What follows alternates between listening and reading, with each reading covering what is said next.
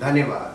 परमपिता परमेश्वर, हम आपका हृदय से धन्यवाद करते हैं आपके उस योजना के लिए प्रभु जो आपने समस्त मानव जाति के लिए बनाई, जिसको आपके इकलौते पुत्र ने अपने बलिदान के द्वारा उस योजना को हम सब के लिए पूरा भी किया, और उसने हमें वो मार्ग दिया ताकि हम उस मार्ग में चलें और अनंत जीवन पाएं, और आपकी महिमा हम सबके जीवन से प्रकट हो। हम इस योजना के लिए धन्यवाद करते हैं जो आपके वचन में जिसका वर्णन मिलता है।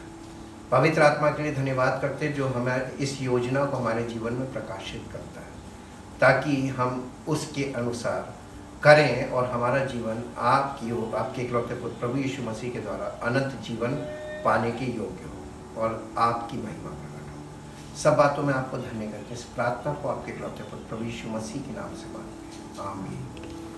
Praise the Lord. Word of God part 36. We are challenged by 3 enemies in spiritual life. हम अपने आत्मिक जीवन में 3 शत्रुओं से हमको चैलेंज मिलता है लाइफ में, और इसलिए ये 3 शत्रु इतने ज़बरदस्त हैं, यानी पावरफुल हैं, इन्फ्लुएंशियल हैं कि इनके थ्रू इनके इस चैलेंज को हम और आप अपनी शक्ति और अपनी बुद्धि और अपनी समझ से कभी भी हरा नहीं सकते। इसलिए the Bible teaches that each of us has a number of enemies which will war against us as long as we live। जब तक हम इस पृथ्वी पर जीवित रहते हैं शारीरिक तौर पर, तब तक हम इन शत्रुओं से घिरे रहते हैं। इसलिए जीवन की आखिरी सांस तक हमको एक सहायक चाहिए जो इन शत्रुओं से मुकाबला करने के लिए हमें बुद्धि, सामर्थ और युक्ति, समझ सब कुछ दे। वो सहायक कौन है जो हमें ऐसा दे सकता है? हमारी Holi spirit. Correct. Many who come to Christ are victims of the mistaken notion that salvation marks the end of serious temptation। ज़्यादातर लोग जब यीशु मसीह पर विश्वास करते हैं तो क्या होता है मालूम है? Come to Christ, जब वो मसीह के पास आते हैं, are victims of the mistaken notion। पहली चीज, victim का मतलब क्या होता है? नहीं, victim जिसके ऊपर बीतती है। हाँ, जो फंस जाना, उस चीज का शिकार हो जाना। victim का मतलब शिकार हो जाना। मैक्सिमम लोग शिकार हो जाते हैं द मिस्टेकन नोशन। मिस्टेकन का मतलब गलत, और नोशन का मतलब होता है धारणा। गलत धारणा का शिकार हो जाते हैं। दैट वो गलत धारणा ये है कि salvation marks the end of the serious temptation, यानी उद्धार जो है वो गंभीर प्रलोभन या गंभीर परीक्षा का अंत है, जबकि होता इसकी सच्चाई इसके उलट है। इसलिए द फैक्ट का मतलब यानी सत्य ये है, the fact is that conversion really only marks the beginning of a great spiritual conflict. सच्चाई ये है कि जब हम मसीह को अपनाते हैं, मसीह को ग्रहण करते हैं और मसीह में आते हैं, तो होता क्या है? कन्वर्जन का मतलब जब हम शारीरिक से आत्मिक होते हैं, यह है कन्वर्जन। कन्वर्जन का मतलब परिवर्तित हो जाना, शारीरिक से आत्मिक जीवन का परिवर्तन। ये सैल्वेशन का पहला स्टेप है। और जब हम परिवर्तित होते हैं, really only marks the beginning of the great spiritual conflict. आत्मिक यानी संघर्ष की शुरुआत होती है। तो सैल्वेशन क्या है? उद्धार क्या है मालूम? आत्मिक संघर्ष की शुरुआत। ओके, ये फॉल्स नोशन लोगों में काम करता। Before conversion the devil had, ऐसा क्यों है?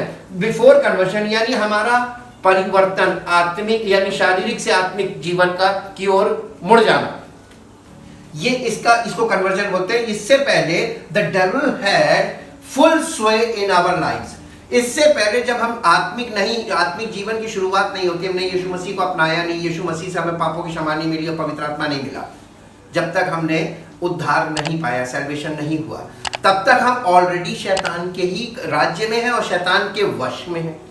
तो शैतान और उसकी शक्तियां हमारे विरोध में नहीं खड़ी होंगी। होता क्या है कि शैतान कब एक्टिवेट होता है कि फुल स्वay इन आवर लाइव्स, हम अपने जीवन पूरा उसी के अनुसार बिता रहे हैं। Satan had things going his way and he did not have to put up a fight. वो हमसे लड़ता इसलिए नहीं क्योंकि हम सब कुछ उसी के अनुसार कर रहे होते हैं।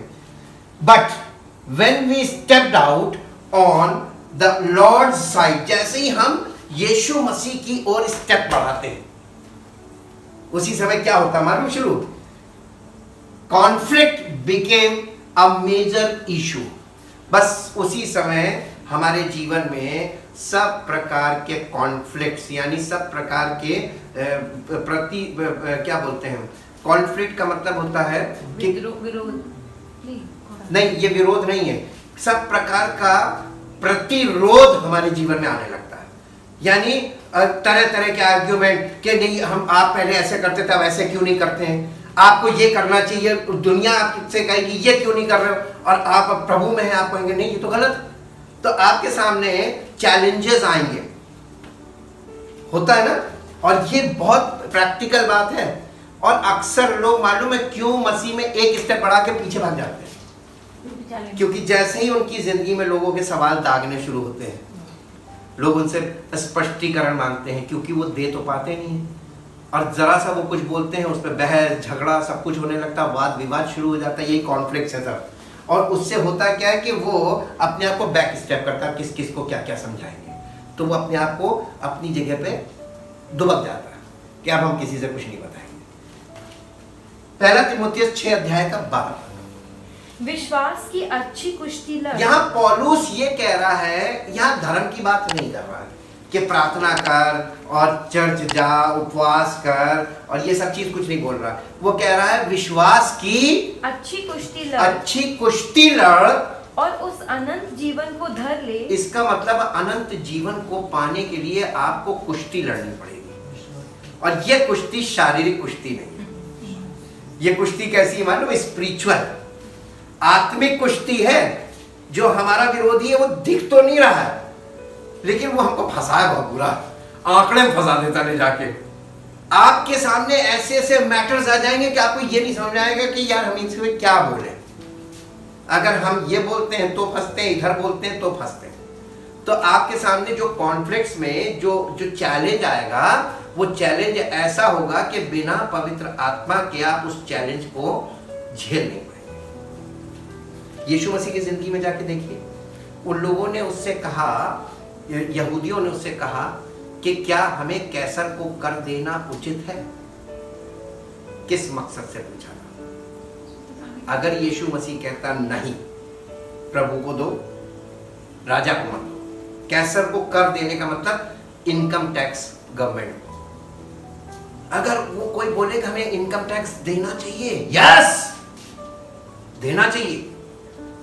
अब यीशु मसीह अगर उस जमाने में कहता कि नहीं उसको मत दो, यहां दो, तो कैसर क्या करता कि तुम लोगों को टैक्स ना देने की शिक्षा दे रहे हो? फॉल्स। अगर यीशु मसीह कहता कि नहीं तुम इधर दो, इधर मत दो, या इधर दो, इधर मत दो, अब 10% टैक्स होता है, और 10% क्योंकि वो उसमें परमेश्वर के वचन में लिखा हुआ है दशमांश के विषय में कि प्रभु के भवन में दशमांश लाओ। धर्म संकट की बात है ऐसा सवाल कि जब प्रभु के भवन में दशमांश लाना है तो 10% गवर्नमेंट को भी देना है, तो कितना हो गया? दोनों को जोड़िए, है? अब किसी से कहो 20% तुम्हें इनकम से निकालना है।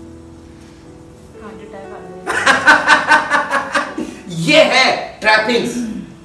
इसलिए आपको परमेश्वर के वचन को बहुत ध्यान से समझना है कि ये हम एक ऐसे कॉन्फ्लिक्ट में आ जाते हैं जब हम प्रभु को ग्रहण करते हैं कि हमको जीवन के आखिरी सांस तक एक ऐसे मददगार की जरूरत है जो हमें इस कॉन्फ्लिक्ट में हमें स्थिर रखने पाए, हम रहने पाए इसमें, उसकी सहायता से। पहला तीमुथियुस 6 अध्याय का 12 पद फिर से पढ़ना।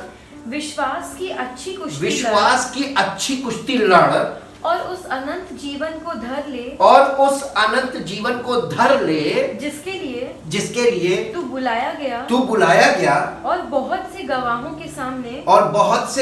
के सामने अच्छा अंगीकार किया। कई बार लोग आकर कलीसिया में अंगीकार बड़ा अच्छा करते हैं, लेकिन विश्वास की कुश्ती में हार जाते हैं।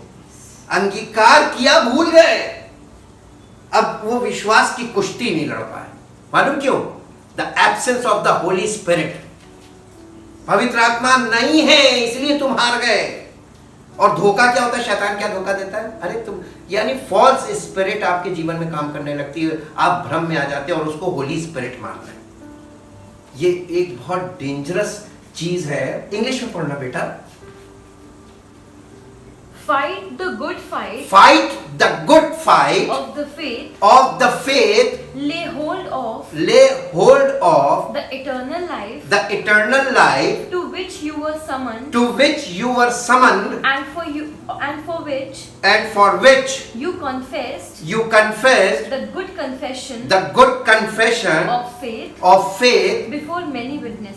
Before many witnesses, यानी कलीसिया में आके गवाही देना, यहाँ पे खड़े होके, वो कन्फेशन है। लेकिन जीवन में विश्वास की कुश्ती लड़ना ये कन्फेशन नहीं है, ये एक्चुअल है। This is the truth. The Christian faces 3 bitter enemies। हर मसीही ये 3 भयानक शत्रुओं से टक्कर लेता है। यानी ये शत्रु तीन शत्रु हैं, ये आपसे टक्कर लेंगे। द वर्ल्ड, पहला है the world, the devil and the flash. The world, संसार, द डेविल यानी शैतान का प्रतिनिधि, और आपका स्वयं का शरीर या आपका शारीरिक स्वभाव। ये 3 जबरदस्त एनिमी हैं। All 3 enemies exert their powerful influence in order to bring us down to defeat। ये 3 powerful यानी शक्तिशाली, influential का मतलब होता है, influence का मतलब होता है the power to attract, power to control and power to handle। आप पर नियंत्रण कर लेगा और उसका ये प्रभावशाली तो है ही है, ये पावरफुल इन्फ्लुएंस एक ऐसा प्रभाव होता है। देखिए संसार में आपको प्रभाव मिलेगा, वो स्पिरिट ऑफ द वर्ल्ड बोलते हैं। शैतान भी प्रभावशाली है, तो स्पिरिट ऑफ सैटन। और आपके स्वभाव में एक नेगेटिव पावर काम करती है। बहुत जल्दी आप पाप की ओर मुड़ेंगे, आप फॉल्स साइड जल्दी जाएंगे। ये इन्फ्लुएंशियल है, और ये हम इसीलिए रॉन्ग इन्फ्लुएंस में बहुत जल्दी बह जाते हैं। आप बच्चे को 10 साल तक बेस्ट चीजें सिखाइए और 2 घंटे के लिए उसको गलत लोगों बच्चों के बीच में छोड़ दीजिए, वहां से लौटेगा वो 10 महीने की आपकी सारी मेहनत 2 घंटे में खत्म। ये है, ये हमारे स्वभाव की शक्ति है, कितनी जल्दी अट्रैक्ट होता है। तो ये एनिमीज हैं। एग्जर्ट का मतलब उनकी शक्ति के प्रभाव में आ जाना, ठीक। और ये 3 महाशक्तियां हैं। द आउटर एनिमी, सबसे पहले the world is the outer enemy. जो हमारे शरीर के बाहर जो हमारा दुश्मन है, वो कौन है? हमारे शरीर के बाहर का दुश्मन संसार, the world is that whole value system which dominates का मतलब जो नियंत्रण करना, डोमिनेटिंग नेचर मतलब लोगों को अपने कब्जे में कर लेना, उनको अपने हिसाब से चलाने वाला। तो ये dominate the value system which dominate society. ये जो संसार में जो प्रभाव है, सांसारिक प्रभाव, ये हमारे सभ्यता को कंट्रोल किए हुए, ठीक। ये सभ्यता को, and is contrary to the ways of God. ये परमेश्वर के नियम और उसकी इच्छा और उसकी योजना के बिल्कुल उल्टा चलता है, विरुद्ध है। इस संसार में आप इधर जा रहे थे, अब आपको इधर जाना, ऑपोजिट जाना, तो बिल्कुल कॉन्ट्रेरी हो जाता है, ठीक। जेम्स यानी याकूब की पत्री 4 अध्याय का 4 पद, हे व्यभिचारिणियों, हे व्याभिचारिणियों, क्या तुम नहीं जानती क्या तुम नहीं जानती कि संसार से मित्रता कि करनी- संसार से मित्रता करनी परमेश्वर से बैर करना परमेश्वर से बैर करना है। English, You are like unfaithful wives, you are like unfaithful wives having illicit love affairs having illicit love affairs with the world, with the world. ये संसार कलीसियाओं में, विश्वासियों की जिंदगियों में आप झांक के देखिए, संसार का इतना प्रभाव है। वो संसार को नहीं छोड़ सकते, संसार की अभिलाषाओं को नहीं छोड़ सकते, संसार के तौर तरीकों को नहीं छोड़ सकते। उसमें 90% से ज्यादा लिप्त है। एक व्यक्ति 99% संसार में है, 1% वचन सुन लिया और वो अपने आप को समझता है कि मैं विश्वासी, मैं धर्मी। कितना पावरफुल है ना एनिमी जी। and breaking your marriage vow and breaking your marriage vow to God. To God, यानी परमेश्वर से जो आपका संबंध है, आत्मिक संबंध, उसमें आप कितने वफादार हैं, यह आपकी जिंदगी से दिखाई देता है। आपको साबित करने की जरूरत नहीं, और जिसको आपको प्रतिफल देना वो आपको जानता है। He is God. इसके बाद दूसरा वर्ष है, बचा हुआ है, है? ये बचा है। हाँ, Do you not know do you not know that being the world's friend that being the world friend is being God's enemy? Is being God's enemy. ये अज्ञानता है लोगों को, ये इग्नोरेंट है लोग इस बात में कि संसार से मित्रता करना या संसार में बहुत ज्यादा मन लगाना परमेश्वर से बैर रखना। अब कितने लोग हैं जो संसार से बिल्कुल मन हटा चुके हैं, बिल्कुल टोटली उनका मन हट गया संसारिक चीजों से। कितने होंगे? बहुत ही कम होंगे ही। रेयरेस्ट टू रेयर, इसीलिए हमने ऐसा वर्ड बताया जी। अब इसके बाद एक और वर्ष है जो आपको मिलेगी, पहला यूहन्ना 2 अध्याय का 15 पद। तुम ना तो संसार से तुम ना तो संसार से और ना संसार में की वस्तुओं से और ना संसार में की वस्तुओं से प्रेम रखो। यदि कोई संसार से प्रेम रखता है, संसार से प्रेम रखता है तो उसमें पिता का प्रेम नहीं तो उसमें पिता का प्रेम नहीं है। पिता का मतलब परमेश्वर, पिता परमेश्वर का प्रेम नहीं है। आप पहली चीज आपको अपने आप को टेस्ट करना कि मैं संसार से कितना प्यार कर रहा हूँ, मैं संसार की वस्तुओं से कितना प्यार कर रहा हूँ, मैं संसार की वस्तुओं में कितना मन लगा रहा हूँ, मैं संसार की बातों में कितना मन लगा रहा हूँ, मैं संसार के ट्रेडिशंस में कितना मन लगा रहा हूँ, मैं संसार की सांसारिकता में कितना मन लगा रहा हूँ, वर्ल्डलीनेस। उतने % अभी आपको सही होना है। सत्य का वचन लोग क्यों नहीं सुनते? क्योंकि ये वाला मैटर जैसे ही खुलेगा ना, भीड़ छट जाएगी, क्योंकि कोई नहीं करना मांगता। यहाँ सबकी पोल खुलती है। ये द वर्ल्ड, यही है the world, to tempt God by casting himself off the pinnacle. Yeshu Masih की जब परीक्षा हुई थी तो द वर्ल्ड ने उसके क्या परखा था? मेरे साथ निकाल लीजिए मत्ती रचित सुसमाचार 4 अध्याय का 5 से 7 पद पढ़िए। तब इब्लीस उसे पवित्र नगर में ले गया। तब इब्लीस किसे? यीशु मसीह को। क्या यीशु मसीह पवित्र आत्मा नहीं थी उसके जीवन में? थी ना। जब यीशु मसीह पवित्र आत्मा से भरा, या जब पवित्र आत्मा यीशु मसीह के जीवन में आया, तो यीशु मसीह पवित्र आत्मा से भर गया, और पवित्र आत्मा से भर गया तो पवित्र आत्मा उसको लेके कहां गया? जंगल में। काहे के लिए? उसकी टेस्टिंग के लिए। आपको जीवन में जब पवित्र आत्मा आएगा तो सबसे पहले आपको शत्रु के सामने लेके जाएगा। कौन? पवित्र आत्मा। और आपको दिखाएगा कि ये देखो, पहले इसको हराओ, जैसे यीशु मसीह को। He is our फोररनर। यीशु मसीह हमारा पहला प्रतिनिधि है, और यीशु मसीह को पवित्र आत्मा से भरा हुआ था, उसे नहीं उसने छोड़ा, पहले टेस्ट किया। तो हम लोग कैसे बिना टेस्टिंग के बच सकते हैं? Testing is must. और अब देखिए आपके आत्मिक जीवन की टेस्टिंग कैसे होती है। यीशु मसीह को वो ले गया और उसने क्या कहा? तब इब्लीस उसे पवित्र नगर में ले गया और मंदिर के कंगूरे पर। कहाँ ले गया? मंदिर के कंगूरे पर। हम कभी आपको बताएंगे मंदिर का कंगूरा किसको कहते हैं। ये यरूशलेम में जो मंदिर था, हाईएस्ट पीक होती है। नहीं, उसका एक ऐसा पॉइंट था टॉप पे, जहां पे आप खड़े हो जाइए तो वहां से पूरा मंदिर आपको दिखाई देता था, पूरे मंदिर की रचना। वह एक पर्टिकुलर पॉइंट था जी। मंदिर के कंगूरे पे ले गया, कंगूरे पर खड़ा किया, हाँ, और उससे कहा यदि तू परमेश्वर का पुत्र है, यदि तू परमेश्वर का पुत्र है तो अपने आप को नीचे गिरा दे, तो अपने आप को नीचे गिरा दे, क्योंकि लिखा है। यानी वचन से बात कर रहा है। किससे बात कर रहा है शैतान? नहीं, वचन से बात कर रहा है। यीशु मसीह स्वयं वचन देधारी हुआ और उससे वो रिटन वर्ड से बात कर रहा है। रिटन वर्ड से, लिविंग वर्ड से, रिटन वर्ड के द्वारा बात कर रहा है शैतान। और शैतान उसके सामने वचन बता रहा है, क्योंकि लिखा है वो तेरे विषय में अपने स्वर्गदूतों को आज्ञा देगा और वे तुझे हाथों हाथ उठा लेंगे। कहीं ऐसा ना हो कि तेरे पाँव में पत्थर से ठेस लगे। यीशु ने उससे कहा ये भी लिखा है तू प्रभु अपने परमेश्वर की परीक्षा ना कर। ये क्या कर रहा था?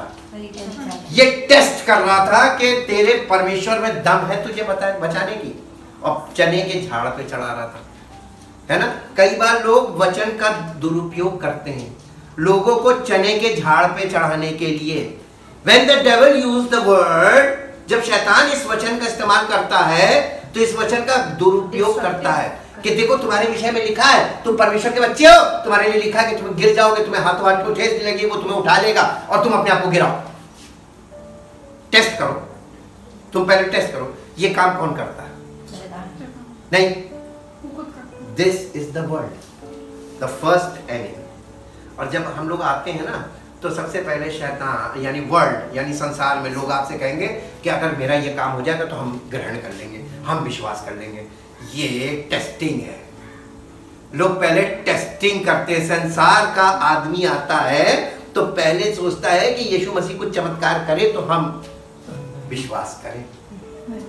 World always tries to test the Lord. ये यीशु मसीह के जीवन में भी हुआ था। ठीक, अब इसके बाद दूसरी वाली आप पढ़ लीजिएगा, वो कंपैरेटिव है इसी के साथ, जैसे लूका में लिखा, मत्ती में जो है वही लूका में है। ये आउटर एनिमी है। सेकंड है the stubborn adversary, the devil. Stubborn का मतलब होता है ढीठ, और एडवर्सरी का मतलब होता है विरोध करने वाला, दोष लगाने वाला, ओपोनेंट, एडवर्सरी। द डेविल, इसको कहते हैं the devil. The Bible describes him, यानी बाइबल जो है वो इसके बारे में इस तरीके से बताती है डेविल के बारे में, him as a deceiver. Deceiver का मतलब होता है धोखा देने वाला। और उसके बाद है अ लायर, झूठ बोलने वाला। और तीसरा है अ मर्डरर, हत्या करने वाला। फिर चौथा है एन एक्यूजर, दोष लगाने वाला। और फिर है अ टेम्प्टर, प्रलोभन देने वाला, लालच देने वाला, डील रखेगा आपके सामने, डील करेगा। और फिर है ब्लास्फेम, नहीं, प्रिंस, प्रिंस, राजकुमार, अपने आप को राजकुमार बताएगा, हाँ, एंड एन इवल वन, और होगा वो सबसे ज्यादा दुष्ट। ठीक है, इवल वन। ही बिगाइल्स, इसकी खूबियां क्या है, इसके काम करने का तरीका, ये कैसे काम करता है। ये हाथ पैर से काम नहीं करता है, ये आपके और हमारे जीवन में स्वाभाविक तरीके से काम करता है शैतान। और वो सबसे पहला पॉइंट होता है ही बिगाइल्स। बिगाइल्स का मतलब मालूम है? नहीं, कैसे बिगाइल्स? बिगाइल्स का मतलब होता है, मैं बिगाइल्स का आपको मीनिंग बताता हूं हिंदी में। बिगाइल्स का मतलब होता है लोगों को प्रसन्न चित्त व आकर्षित करने वाला गुण, आकर्षण। यह आपको आकर्षित करेगा। जिनको ये इस्तेमाल करता है वो आकर्षित करने, उनमें आकर्षण होता है, हाँ, अट्रैक्शन पावर।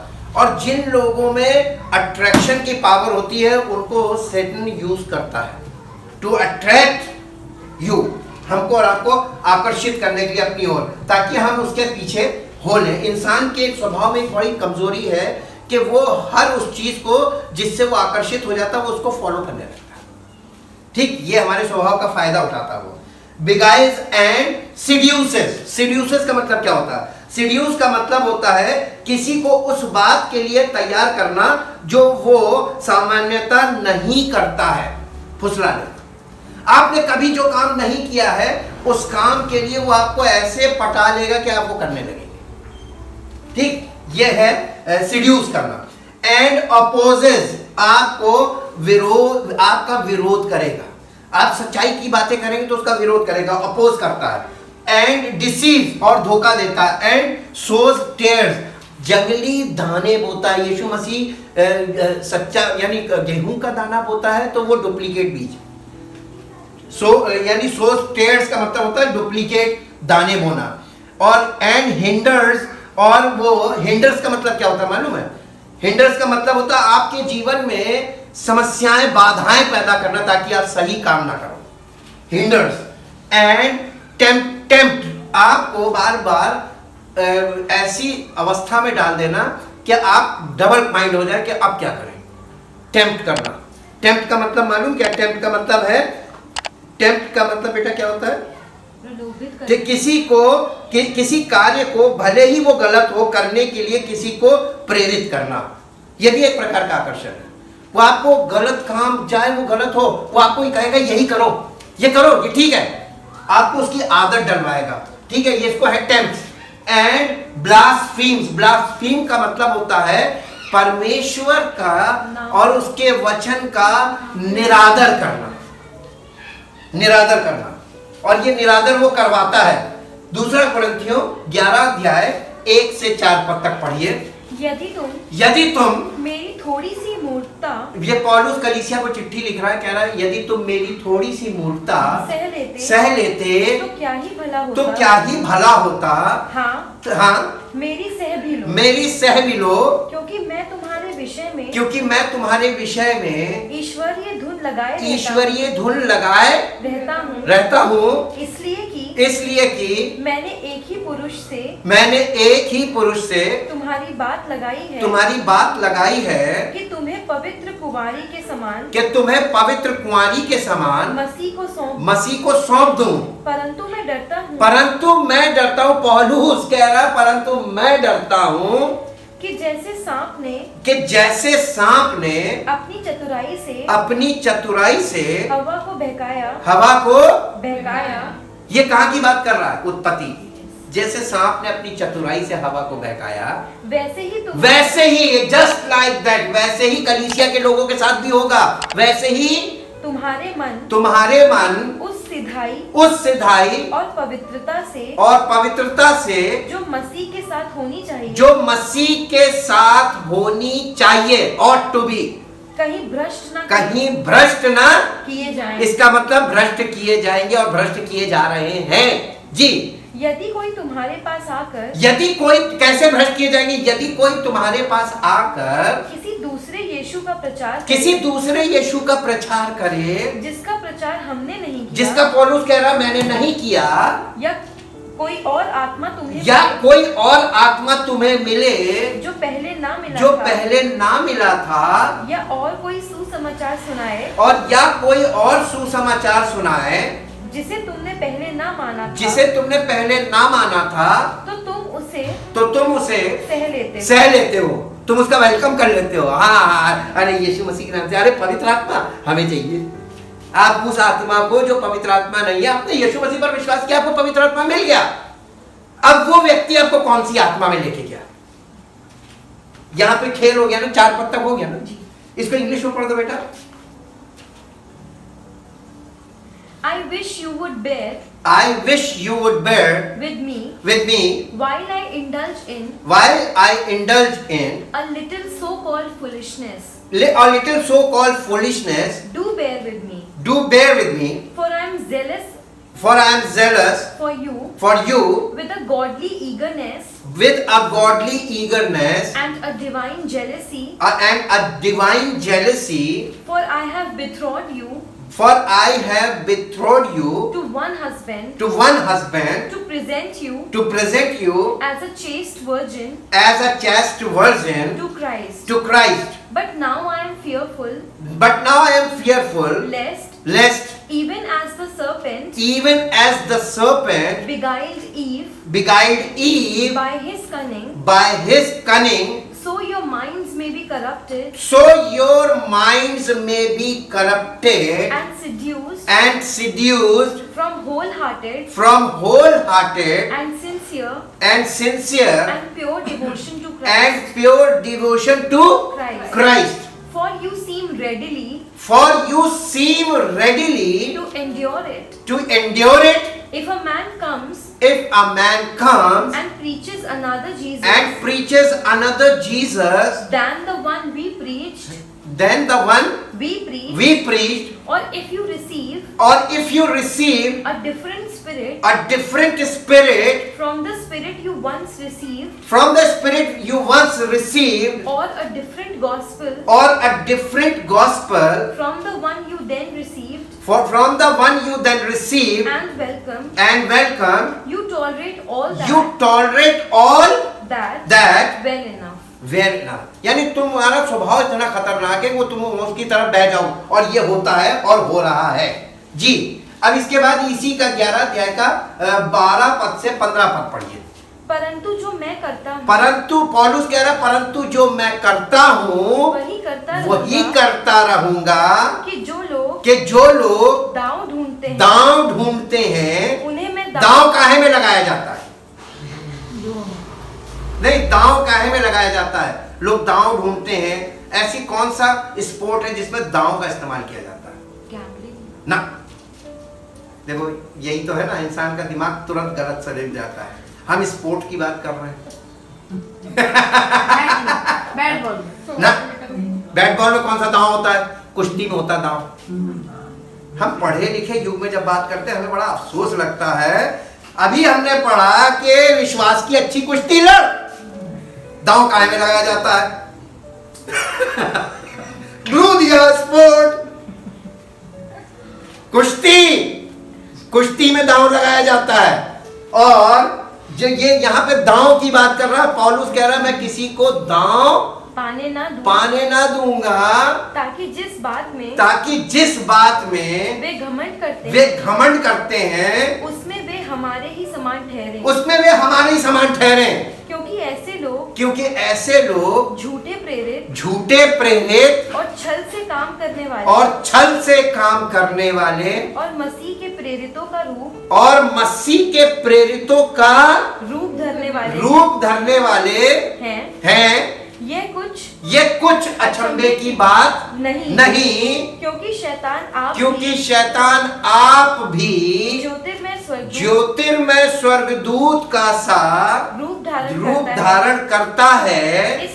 इसलिए यदि उस किसके शैतान के एंजल के सेवक, ज्योतिर्मय स्वर्गदूत के सेवक, वो भी धर्म के सेवकों का रूप धरे तो कोई बड़ी बात नहीं। अब तुमको ये देखना है कि कौन सा मसीह का सेवक है, कौन सा शैतान का है।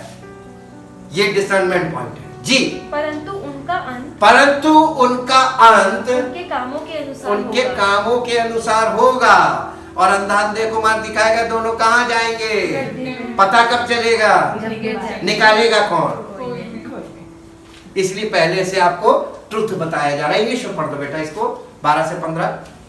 But what I do, I will continue to do, for I am determined to maintain this independence, in order to cut off the claim of those who would like to find an occasion and incentive to claim that in their boasted mission they work on the same terms that we do। यानी परमेश्वर का प्रेरित और झूठे प्रेरित में इतना यानी कम फासला होता है पहचानने में, क्या कोई आम आदमी जल्दी नहीं पहचान सकता, ये वो बता रहा है जी। For such men are false apostles, spurious, counterfeit, counterfeits, deceitful workmen, masquerading as apostles. masquerading का मतलब क्या होता है मालूम है? अपना रूप किसी और नहीं, मास्क लगा के आते हैं, स्पिरिचुअल मास्क। जी, masquerading as apostles, यानी वो प्रेरितों के रूप में बन के आते हैं, लेकिन अंदर से वो फाड़ने वाले भेड़िए होते हैं। यीशु मसीह की बात याद कीजिएगा। जी, special messengers of Christ the Messiah, यानी यीशु मसीह के जो स्पेशल मैसेंजर अपोस्टल्स की बात कर रहा है, जिन्होंने यीशु मसीह को उसके जो चश्मदीद गवाह थे उसके जी उठने के, ये है स्पेशल मैसेंजर। उनके जैसा रूप धर के आएंगे मास्क लगा के। जी, and it is no wonder for Satan himself masquerades as an angel of light. So it is not surprising if his servants also masquerades as ministers of righteousness, but their end will correspond with with their deeds. उनका अंत उनके कामों के अनुसार होगा जो वो कर रहे हैं। जी, अब आपको ये चीज क्लियर हो गई होगी। द डेविल टू वर्शिप सेटन। अब ये डेविल को नहीं, मत्ती रचित सुसमाचार 4 अध्याय का 8 से 10 पद पढ़ दीजिए। फिर इब्लीस यीशु मसीह के हम पूरी उसमें आ रहे हैं। फिर पवित्र आत्मा से भरा हुआ जंगल में गया, लेके कौन गया? पवित्र आत्मा। और पवित्र आत्मा उसको जंगल में क्यों लेके गया? उसकी टेस्टिंग के लिए। सबसे पहले किसने की? The world. उसके बाद दूसरी द डेविल। तो अब डेविल ने कैसे टेस्ट किया, इसको पढ़िए। फिर इब्लीस उसे एक बहुत ऊंचे पहाड़ पर ले गया और सारे जगत के राज्य और उसका वैभव दिखाकर उससे कहा यदि तू गिरकर मुझे प्रणाम करे तो मैं ये सब कुछ तुझे दे दूंगा। तब यीशु ने उससे कहा हे शैतान दूर हो जा क्योंकि लिखा है तू प्रभु अपने परमेश्वर को प्रणाम कर। यीशु मसीह रिटन वर्ड लेकर खड़ा हुआ था, क्योंकि बार बार कह रहा लिखा है, और शैतान उसको स्पोकन वर्ड यानी मुंह से बोल रहा था कि ये कर। जी, तू प्रभु अपने परमेश्वर को प्रणाम कर और केवल उसी की उपासना कर। इंग्लिश में जल्दी से। Yes. Again, the devil took him up on a very high mountain and showed him all the kingdoms of the world and the glory, the splendor, magnificence,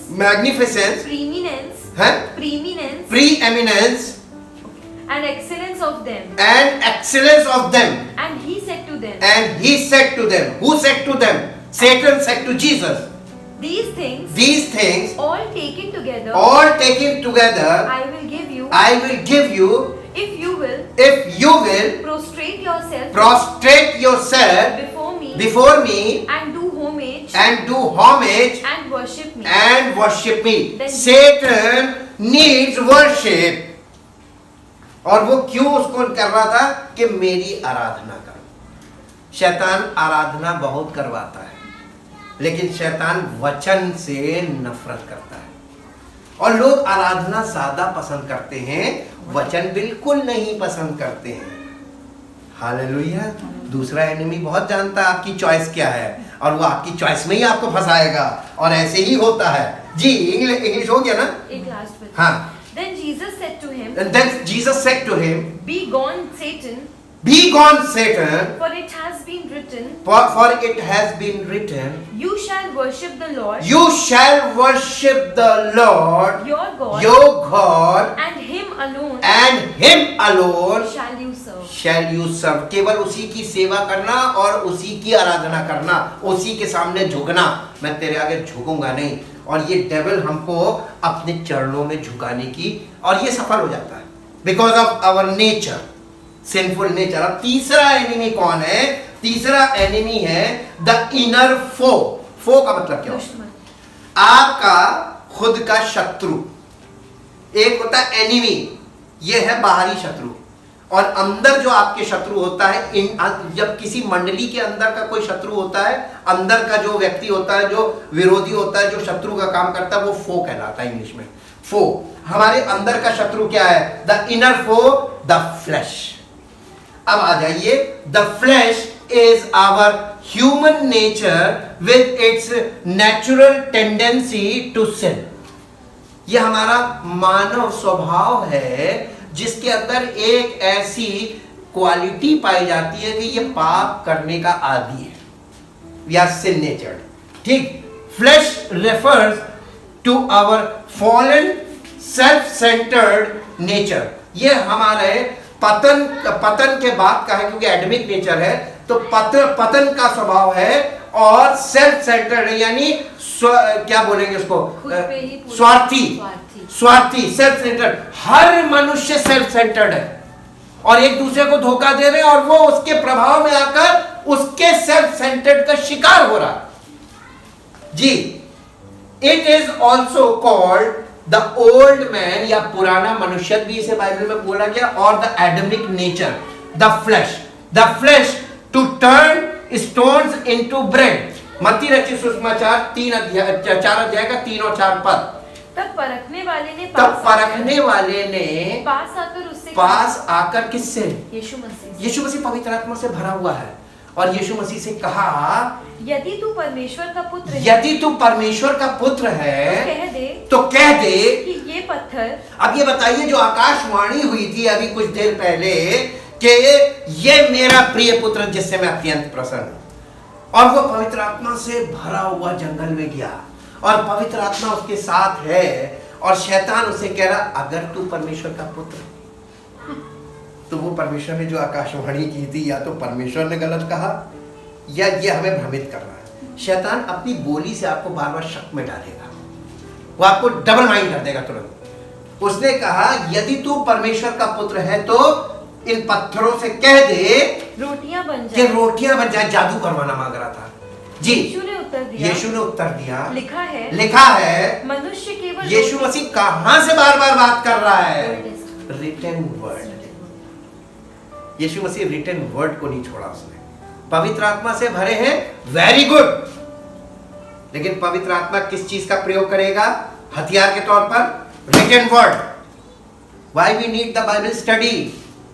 written word अगर नहीं हमें समझ में आएगा तो हम शैतान को हरा नहीं पाएंगे। यीशु मसीह ने आत्मा की शक्ति से कुछ नहीं किया, आत्मा की शक्ति ने वचन के द्वारा काम किया in the temptation of Jesus.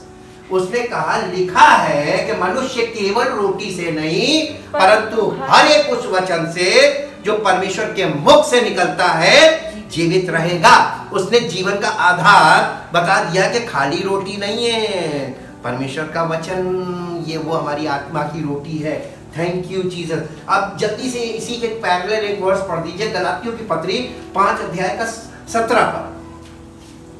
क्योंकि शरीर आत्मा के विरोध में और आत्मा शरीर के विरोध में लालसा करता है। इन दोनों की चॉइसेस अलग अलग है, और हम फंसते कहाँ हैं? चॉइस में। जब आप मसीह में आते हैं तो आपके अंदर एक कॉन्फ्लिक्ट, एक संघर्ष, एक बहस, एक ऐसी चीज शुरू हो जाती है कि पहले तो ये करते थे, आदत तो इसकी पड़ी और अब ये करना है। और जब कोई व्यक्ति तीसरा आ जाता, कहता नहीं ये भी मत करो, ये भी मत करो, ये करो, तो हम तीसरा काम करने लगते हैं, वो हमको इजी लगने लगता है। तो ना हम सही गलत थे, हम सही के बजाय बीच के रास्ते पे चले गए, है ना। हमने बीच का रास्ता निकाल लिया, वो तो बहुत कठिन है। आत्मिक जीवन में सब चीजों को सही करना बहुत कठिन है। ये बीच का रास्ता है, सरल, इसमें चल लो जी। चौड़ा है वो मार्ग और चौड़ा है वो फाटक जो विनाश की ओर जाता है, बहुतेरे जो उसमें प्रवेश है। सरल है वो मार्ग। आपको सरलता कौन दे रहा है? परमेश्वर आपको कठिनाई बता रहा है, तो ये आपको सरलता कौन दे रहा है? और उसके बाद आप कह रहे हैं कि हम विश्वासी हैं, हम पवित्र आत्मा से भरे हुए हैं। कौन आपको सरलता से इतनी जल्दी बता दे रहा है? कौन सरलता से आपके जीवन में इतनी जल्दी आ गया? ये टफ चीज है। ये गलातियों की पत्री 5 अध्याय 17 पद इंग्लिश में पढ़ दो बेटा। अभी कंप्लीट नहीं हुआ।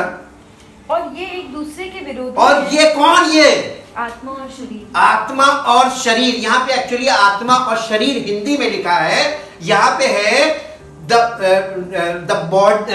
आत्मा की जगह होली स्पिरिट एंड फ्लैश।